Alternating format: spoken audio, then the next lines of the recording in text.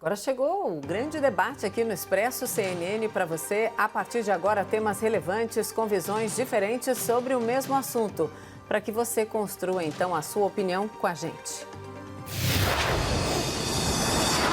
Vamos lá, o ministro do Supremo, Celso de Mello, determinou que o presidente Jair Bolsonaro tem que prestar depoimento oral, presencial ou por videoconferência no inquérito que apura a acusação de tentativa de interferência na Polícia Federal. A investigação foi aberta depois que o ex-ministro Sérgio Moro, deixou ali a pasta da Justiça, afirmando que o presidente tentou interferir no comando da PF.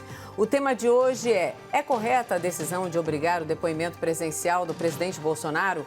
Os nossos debatedores são Bruno Salles, advogado mestre em Direito Penal. Boa noite, Bruno. Boa noite, Mona Lisa. E Caio Coppola, bacharel em Direito e comentarista político. Boa noite, Caio. Boa noite, Mona Lisa. Boa noite, doutor Bruno. Boa noite, espectador da CNN. Boa noite. Começamos... desculpa, atropelei sem querer no boa noite. Vamos lá, começamos com você, Bruno, por favor. Obrigado, Mona Lisa. Minhas amigas, meus amigos telespectadores, boa noite. No debate de hoje, eu tenho grande prazer e felicidade de analisar, debater, discutir tecnicamente a decisão de um dos ministros do Supremo Tribunal Federal que mais engrandecem a República. O ministro Celso de Mello foi promotor de justiça, foi indicado e tomou posse ao Supremo Tribunal Federal em 1989, na gestão do então presidente José Sarney. No livro Os 11, uma das obras mais completas sobre a história recente da nossa Suprema Corte, o jornalista Felipe Recondo conta que, na época da sua nomeação, só uma breve notinha foi publicada no jornal sem maiores alardes sobre esse fato, que hoje em dia tem uma importância tão sensível, talvez, quanto a eleição de um presidente da República. Basta lembrar que a vaga que ele vai deixar aberta com a sua aposentadoria em novembro, ela vem sendo discutida, pensada, oferecida, negociada desde antes das eleições do presidente Jair Bolsonaro. Na obra de Felipe Recondo, uma investigação jornalística histórica, de fôlego, de relevo, transparece o respeito absoluto que os demais ministros têm pelo decano Celso de Mello. Em uma corte em que certos ministros se recusam a cumprimentar ou a dividir elevador com outros, Celso de Mello é visto como uma autoridade pacificadora. Não pela existência de uma hierarquia, não apenas pela sua antiguidade, mas pela sua sabedoria, pela sua sagacidade e a capacidade de encontrar soluções simples para problemas complexos. O discreto. É raríssimo que se ouçam opiniões do decano fora dos autos. Quando recentemente uma conversa do ministro em um grupo privado de colegas vazou para a imprensa, na qual ele fazia uma comparação histórica entre a República de Weimar e a atual situação brasileira, Celso de Mello se apressou em informar que aquelas eram suas reflexões e que ele não falava pelo Supremo Tribunal Federal. O ministro Celso de Mello costuma falar muito, sim, mas apenas quando ele fala nos autos dos processos que julga. Quem acompanha os julgamentos do Supremo Tribunal Federal com frequência, como é o meu caso, felizmente, está acostumado a ter nos votos do decano, cheio de sublinhados, grifos, destaques, logicamente encadeados. Está acostumado a ter verdadeiras aulas de direito, de história, de política. Mas, sobretudo, está acostumado a ver lições de civilidade, de equidade e de justiça. A decisão proferida hoje é um exemplo da profundidade, erudição e coerência desse respeitadíssimo magistrado. Nas 60 e pouco páginas, o ministro explica as razões pelas quais, mesmo de licença médica, ele profere uma decisão em um inquérito de tamanha magnitude.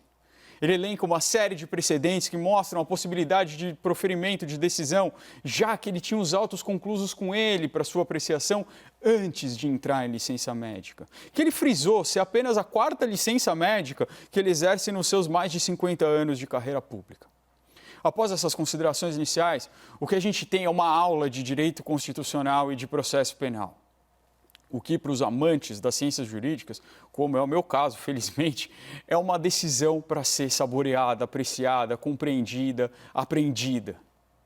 Citando diversos precedentes, o ministro remarca que a prerrogativa de apresentar depoimento por escrito concedida aos chefes dos 3 poderes da República só se aplica nos casos em que eles serão ouvidos como testemunhas, mas não como investigados. Nos faz lembrar que essa disposição do artigo 221, parágrafo 1º, está inserida no capítulo 4º do Código de Processo Penal, que trata justamente das testemunhas. Nos faz lembrar que a primeira vez que ele teve esse entendimento foi há quase 20 anos atrás, e que tem o entendimento do saudoso ministro Teori, quando o presidente do Senado, Renan Calheiros, requereu a aplicação do mencionado benefício, que foi negado, com o mesmíssimo entendimento que ele imprimiu hoje na decisão proferida. Nos faz lembrar que ninguém, que nem os chefes do Executivo, do Legislativo e do Judiciário estão em posição hierárquica acima de qualquer outro cidadão. E que, como qualquer outro cidadão, na forma do princípio republicano, eles devem respeito à lei e à Constituição. A decisão do ministro Celso de Mello é mais um presente que ele vai deixar para a República, dentre a enorme herança jurídica que ele já legou à nossa nação. Porque é uma decisão fundada no império das leis, na defesa da sociedade, mas, acima de tudo, no pilar que alicerça o processo penal, que são as garantias dos indivíduos, as famosas garantias individuais. Dos indivíduos, dos dois indivíduos que são investigados nesse inquérito, o excelentíssimo presidente da República e o cidadão, senhor Sérgio Moro. A decisão do ministro é uma aula sobre tudo aquilo que Bolsonaro e Moro jamais conseguiram compreender, mas que, felizmente, por a gente viver num Estado democrático de direito, eles poderão usufruir. Que é a importância da garantia dos princípios e dos direitos fundamentais dos cidadãos. Caio, suas primeiras considerações, por favor. Claro. Bom, apenas uma breve correção técnica, né? Ao contrário do que foi dito um pouco mais cedo, acho que inclusive no enunciado, o presidente Bolsonaro ele não é acusado de interferir na Polícia Federal. Ele é apenas investigado com base nessa suposição. Nesse caso específico, para haver uma acusação, é preciso que haja uma denúncia. E ela não existe, pelo menos não na fase atual da apuração. Muitas vezes as pessoas confundem, né, os conceitos de suspeita e de acusação, mas quando o conflito ele adentra a esfera do direito penal, é muito importante a gente buscar aí um maior rigor terminológico, até como um desdobramento natural da garantia constitucional da presunção de inocência. Então, da mesma forma que é indevido tratar um acusado como condenado, é impróprio tratar um suspeito como acusado. Outro fato aí digno de nota, o inquérito, né, que enseja a discussão de hoje, ele foi instaurado a pedido da própria Procuradoria-Geral da República. Isso no espírito de apurar as declarações do ex-ministro da Justiça, o doutor Sérgio Moro, que mais tarde afirmou categoricamente, em depoimento oficial à Polícia Federal, que não imputou qualquer crime ao presidente, ou seja, não o acusou de absolutamente nada. Também é imprescindível, para adequada compreensão aí do caso, retomar um pouco a cronologia da atuação repreensível, controversa e juridicamente incoerente do Supremo Tribunal Federal.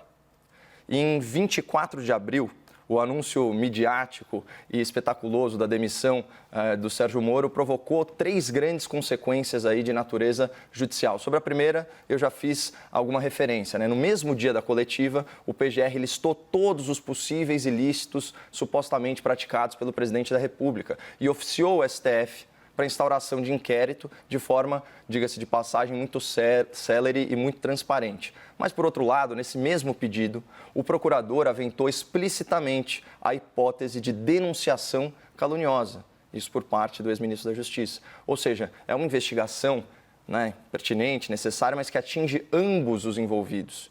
E outro detalhe, quando prestou seu depoimento, isso foi em 2 de maio, além de evitar qualquer acusação direta ao presidente, o Dr. Moro afirmou que Bolsonaro nunca pediu que ele ou qualquer dos seus indicados na Polícia Federal interviesse a seu favor em qualquer investigação. Então, vocês percebem como a realidade vai se mostrando incompatível com as suspeitas mais graves? O suposto acusador nos assegura que não houve crime. E se de lá para cá, né, nesses últimos meses, sob a nova gestão do Ministério da Justiça, houve qualquer ingerência política indevida nas investigações, então nenhuma prova nos foi apresentada.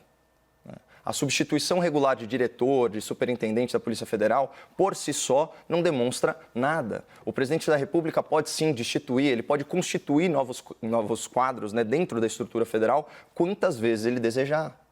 Mas vamos avançar para a segunda consequência judicial, que se deu em 29 de abril por uma decisão monocrática absurda do ministro Alexandre de Moraes. A suspensão da nomeação de um novo diretor-geral para a Polícia Federal. E por que absurda? Porque a livre indicação para esse cargo é prerrogativa do presidente. E o nome escolhido atendia a todas as qualificações legais exigidas, além de ter excelente currículo e excelente reputação entre os seus pares. O ministro justificou a sua decisão esdrúxula, atribuindo um falso valor de prova às falas de Sérgio Moro e criticando a proximidade entre o presidente e o seu indicado. Como se houvesse restrição legal à afinidade pessoal e como se nenhum ministro do STF desfrutasse da amizade dos presidentes que os indicaram, incluindo o próprio doutor Alexandre de Moraes, muito bem relacionado com o senhor Michel Temer. Essa arbitrariedade foi tão flagrante, mas tão flagrante, que as nomeações subsequentes da Polícia Federal ocorreram normalmente. E o delegado, que havia sido impedido de assumir o posto, ele voltou a ocupar uma posição igualmente prestigiosa, igualmente estratégica, de diretor-geral da ABIN, Agência Brasileira de Inteligência. Para vocês terem uma ideia de como pegou mal para o STF patrocinar essa interferência inconstitucional do Judiciário no Executivo, o ministro Decano, tão elogiado aqui, enviou ofício à presidência do STF para que decisões que resvalassem em outros poderes fossem tomadas pelo plenário do Supremo e não de forma individual. Finalmente, a terceira consequência judicial relevante, né? Em 22 de maio, o relator do inquérito, já citado, o ministro Celso de Mello, num ato que muitos interpretaram como abuso de autoridade, com base no artigo 28 da nova lei, liberou a divulgação do conteúdo quase integral da famigerada reunião ministerial de 22 de abril, né, apontada por Sérgio Moro e pela sua defesa como evidência maior de que seu relato sobre os acontecimentos era fidedigno. O vídeo escancara o desagrado do presidente com o serviço de informação, o receio de perseguição a ele e às pessoas próximas e a disposição de substituir autoridades que estivessem desalinhadas com o governo em cargos de confiança. Embora o presidente fale num linguajar muito vulgar, ele não vocaliza qualquer intenção de interferir em investigações policiais em curso ou de praticar qualquer outra ilegalidade. Essas três situações, retomando, o depoimento do ex-ministro exonerando o presidente de acusações, a nomeação regular de novos quadros para a Polícia Federal e a ausência de prova de crime na fala da reunião ministerial, sinalizam o provável desfecho desse inquérito, o arquivamento por ausência de materialidade, ou seja, ao que tudo indica, pelas provas até agora apresentadas à sociedade, não houve crime. E nesse contexto, né, que a gente extrai uma análise mais precisa dessa última decisão judicial de exigir depoimento presencial do presidente da República, caso ele deseje exercer o seu direito de defesa no referido inquérito. E, quer saber, juridicamente, a decisão é procedente. Mas aqui cabe destacar três fatores excepcionais que poderiam ser levados em conta antes de forçar um presidente da República, com todas as suas atribuições, todas as atribuições do cargo, a despender tanto tempo e tanta energia numa oitiva. Primeiro, o inquérito aparentemente carece de evidências contundentes. A prova mais relevante é o vídeo da reunião ministerial, que fala por si só. E qualquer esclarecimento sobre o sentido das falas do presidente pode ser arguído por escrito. Segundo, como bem colocou o doutor, a legislação de processo penal já prevê que autoridades da República podem se manifestar por escrito na qualidade de testemunhas, vítimas. Para os parâmetros criativos, tão criativos desse STF na interpretação das leis, aplicar a mesma regra no caso de autoridades investigadas não seria nada demais. E terceiro, aqui, fator mais importante, nós estamos no meio de uma pandemia que foi usada até como justificativa para desencarcerar milhares de criminosos condenados. Então, considerando esse espírito tão solidário, né, do nosso sistema judicial, será que não faz sentido poupar as autoridades da República, e não só elas, também seus assessores diretos, de compromissos presenciais que não sejam da sua livre escolha? Portanto, enfrentando aqui o questionamento, né, que enseja o nosso debate hoje, ainda que se considere que a decisão de obrigar o presidente a depoimento presencial seja tecnicamente correta, ela é, acima de tudo, desnecessária. Vamos ao debate, então, Bruno e Caio, por favor. Caio, eu vou discordar de você, da sua fala inicial, por um ponto fundamental sobre o Supremo Tribunal Federal. O Supremo Tribunal Federal, ele não fala para uma pessoa. O Supremo Tribunal Federal, ele não fala para um caso concreto. Ele fala para uma pacificação de determinada matéria, para dar uma interpretação sobre leis e principalmente sobre a Constituição para todos os casos. A questão de autoridades com prerrogativa, algumas autoridades selecionadas, nem todas, poderem designar, combinar qual é o horário, qual é o dia que eles vão prestar esse depoimento, e os chefes dos poderes poderem fazer isso por escrito, é uma regra já bastante antiga e que vem há bastante tempo sendo interpretada. já havia uma consolidação por essa regra de que ela não se aplicaria a investigados. E aqui, Caio, com a devida vênia, usando uma palavra do Supremo Tribunal Federal, eu preciso fazer uma correção. E existem sim investigados na fase pré-processual. Existem sim investigados no inquérito policial. Foi o que eu e falei, esse investigado, ele pode ser investigado formalmente ou ele pode ser investigado ainda de uma maneira informalmente. E nessas duas hipóteses, ele é tratado como um acusado. Ele é tratado sim como acusado. É diferente depois do recebimento da denúncia, quando ele também é acusado, mas ele se torna réu. Ele se torna uma pessoa que responde uma ação penal. Mas dentro do grande conjunto da persecução penal, que vai englobar tanto o inquérito quanto a ação penal, uma pessoa pode ser acusada sim. E uma pessoa estar na posição de acusada não é algo para fazer dela uma pessoa só perseguida. Pelo contrário, quando você está na posição de acusado, de investigado, você tem muito mais garantias dentro de um inquérito policial e dentro de uma investigação e dentro de uma ação penal. Tem a garantia, por exemplo, que você mesmo trouxe de permanecer em silêncio, de não prestar depoimento, de não querer falar nada sobre isso. Então, sim, o presidente da República, ele figura como acusado nessa investigação, sim. Se ela é procedente ou não, é outra coisa. A gente pode falar das provas, como você muito bem adentrou aí na sua fala inicial, que eu também discordo. Mas que ele figura como um acusado e que, por isso, tem os direitos, deve exercer os direitos de acusado, isso é algo inconteste e a decisão do decano é completamente clarividente e cristalina nesse ponto. Bom, vamos lá, doutor. Eu acho que você não prestou atenção na minha argumentação. Prestei. Eu fiz uma contraposição entre investigado e acusado nesse caso específico, no caso específico em tela. Ele seria acusado por quem? Claro, a imprensa ela sempre se precipita em relação à justiça. Então, ela já deu um teor acusatório para as falas do ministro Moro. E ok, mas a partir do momento que ele próprio reconhece em depoimento oficial que não fez qualquer acusação, quem está acusando? Se não é o ministro Moro e se não é a Procuradoria-Geral da República, quem acusa o presidente? Ninguém, ele é só investigado. Tanto que a palavra acusado ou acusação não consta da decisão do ministro, não consta do pedido de abertura de inquérito do senhor Augusto Aras. E, de novo, agora refutando o seu argumento em relação à jurisprudência consolidada. A pandemia, como uma situação excepcional, ela está gerando uma série de novos processos decisórios aí, né? Então, da mesma forma que é assustador a gente ver só no mês de abril mais de 30 mil criminosos condenados sendo desencarcerados em razão da pandemia do novo coronavírus, a gente também pode assumir que é razoável minimizar riscos, né, impondo a autoridades e a sua assessoria, né, traslados que não sejam da sua livre escolha. Isso também, enfim, isso não é tão relevante. E eu concordo contigo, o Supremo Tribunal Federal, ele não fala para uma pessoa, ou melhor, não deveria falar para uma pessoa, porque o casuísmo nessa composição do STF é público e notório, né? Agora, não se trata de casuísmo nesse caso por ser o presidente Bolsonaro, mas sim por ser o cargo da presidência da República. Se esse fosse exatamente o caso com o senhor Rodrigo Maia, eu faria a mesma defesa de argumentação. Olha, juridicamente pertinente, mas é desnecessário.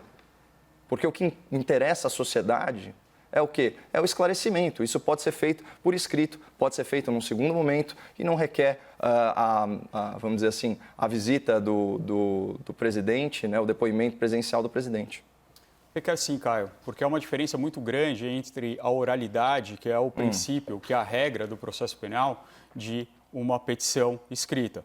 É muito claro quando a gente fala de mídias diferentes. É muito diferente assistir um debate entre eu e você do que ler uma coluna escrita por mim e uma coluna escrita por você. Isso é óbvio. Existem detalhes na oralidade que nunca serão passados no papel, que nunca serão passados da forma escrita.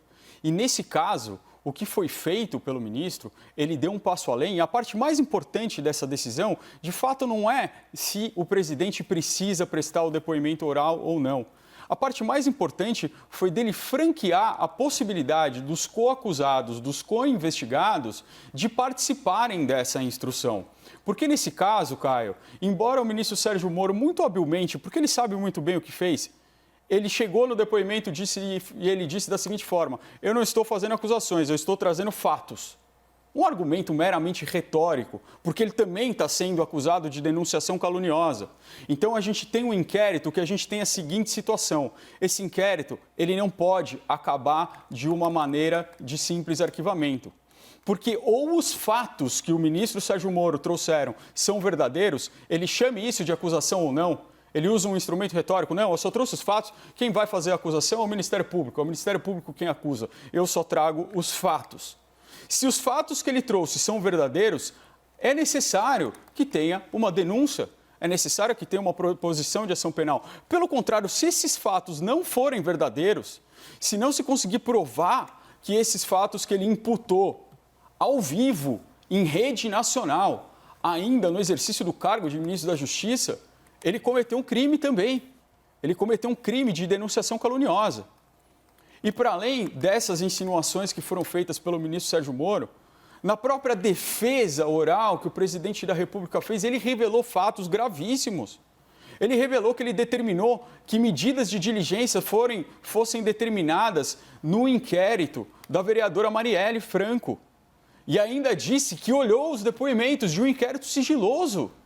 Ele declarou isso ao vivo. Aquele dia, aquela sexta-feira, Caio, foi um show de horror para a República, que eu espero que nunca mais se repita, mas que traz fatos gravíssimos que precisam ser apurados e que não há nenhuma chance desse inquérito acabar no mero arquivamento. Algum dos lados está falando a verdade, algum dos lados vai responder por isso. Não existe uma grande oposição entre o que um lado fala e o outro fala. Não existe. Até por isso, né, que o ministro Sérgio Moro, quando teve a oportunidade de fazer o seu depoimento à Polícia Federal, ele foi muito claro: nossa, eu não imputei nenhum crime ao presidente da República. E a prova mais eloquente do que eu estou falando é a realidade dos fatos, é o vídeo da reunião ministerial que todos nós assistimos. E, de novo, não tem nenhum crime incontroverso ali diante de nós, né? E, de novo, tanto os fatos relatados, vamos supor que o ex-ministro Sérgio Moro esteja corretíssimo aí no seu relato. Ora, o próprio PGR, quando pede, né, a abertura de inquérito com base nessas declarações, ele fala de ilícitos em tese. Ou seja, ele já não dá uma interpretação de ilegalidade àquilo que foi descrito pelo ministro Sérgio Moro. Ele faz isso, por isso que eu falei, de forma extremamente transparente, quase como para dar uma resposta, uma devida resposta à sociedade. É uma interpretação muito elástica.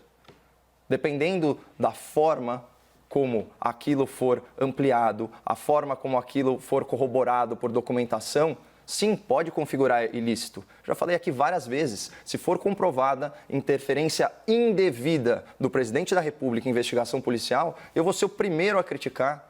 O primeiro a falar que esse é um ato antijurídico.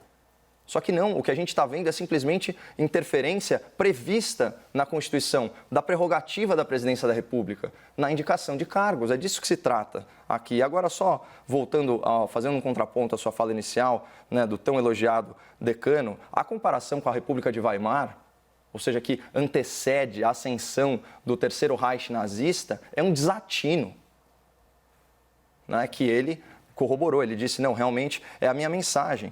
Eu vou ler o trecho inicial da mensagem do ministro Celso de Mello. Guardadas as devidas proporções, o ovo da serpente, à semelhança do que ocorreu na República de Weimar, parece estar prestes a eclodir no Brasil. E o ovo da serpente faz referência, você sabe muito bem, você gosta de literatura como eu, faz referência à tragédia de Júlio César, quando Brutus fala da necessidade de exterminar Júlio César antes que ele se torne um tirano.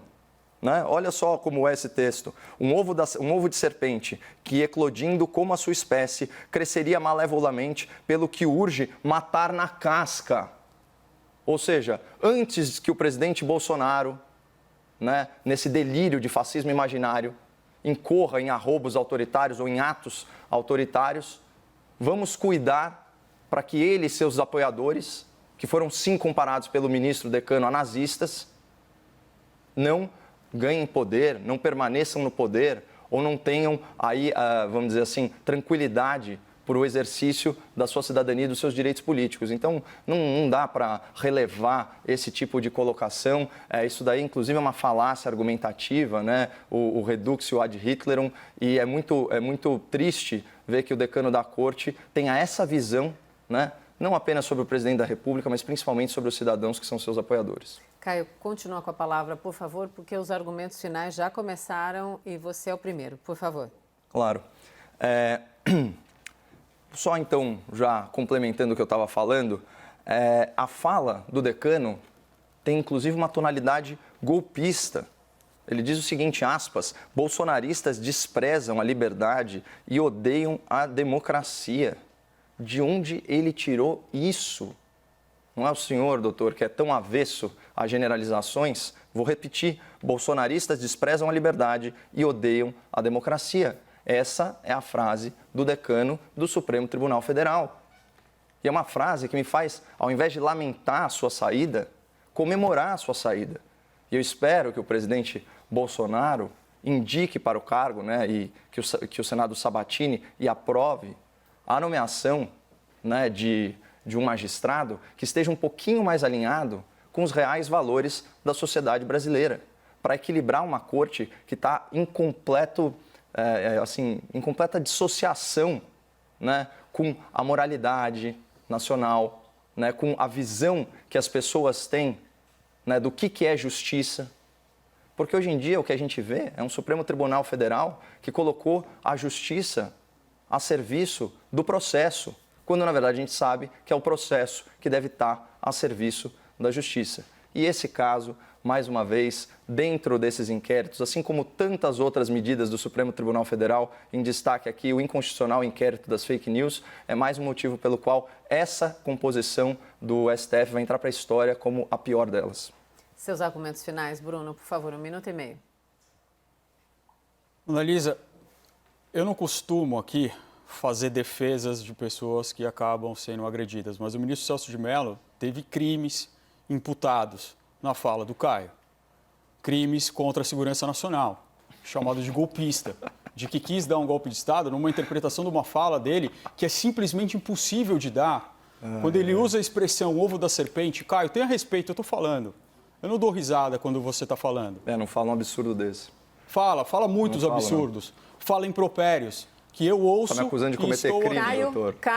Caio, Bruno, por gentileza. Ele está falando, Caio, respeite. Ele respeitou você. Por favor, Bruno, complete. Obrigado, Mona Lisa. Mas nesse caso eu vou ter que abrir uma exceção. Eu vou ter que abrir uma exceção porque foram falas pegas, falas privadas, falas dele tiradas de contexto, interpretadas à luz de Júlio César, interpretadas através de uma surreal redução shakespeariana para dizer que o ministro do Supremo Tribunal Federal estava militando por um golpe de Estado contra o presidente da República. Contra um golpe de Estado, que o presidente da República deveria ser esmagado. É isso que se extrai dessa fala? Isso é uma fala que não pode ser simplesmente admitida, Caio. Isso é uma fala que ela chega às barras da ilegalidade. E eu sempre disse que o limite da liberdade de expressão é a ilegalidade.